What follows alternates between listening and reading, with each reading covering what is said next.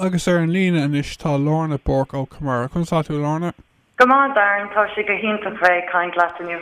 Sin an bhhaid gur maigat Lorna fáilte go dtí an chláir. Lorna, bhí ionadí ó Chamara ar Raidió an lifa thna blianta daoine ar nós cóirlór Andrew Montague. Ach tá daoine an bhuiin sin gan mór an nó éon ólas fuamh. An féidir at stairn heagraíochta a insin dar éistóir le hol agus an obair a dhéanaan siomh le hol.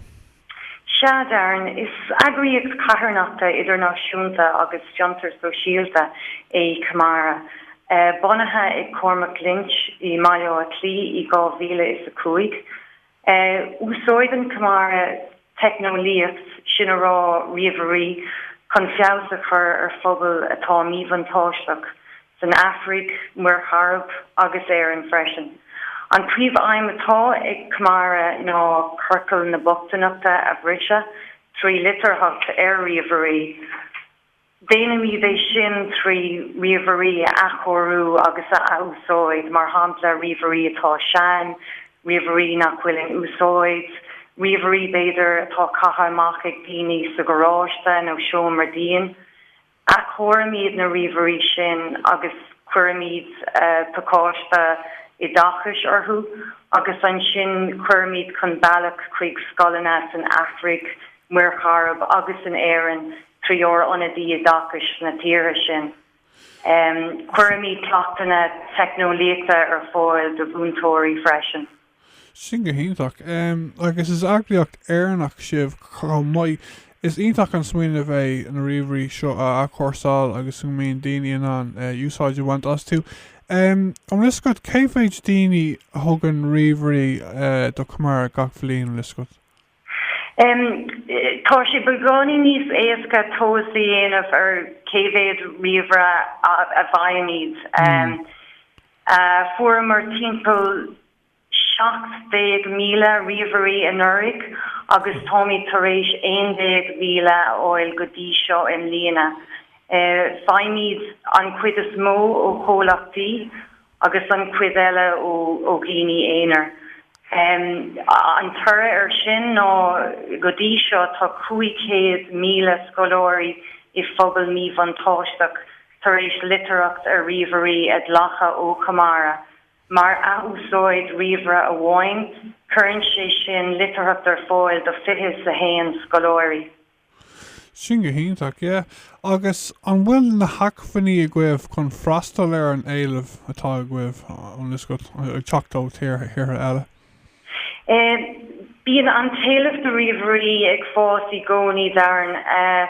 Tá mór an scolanna ag fanacht ar na riamharí seo go háirithe san Afric.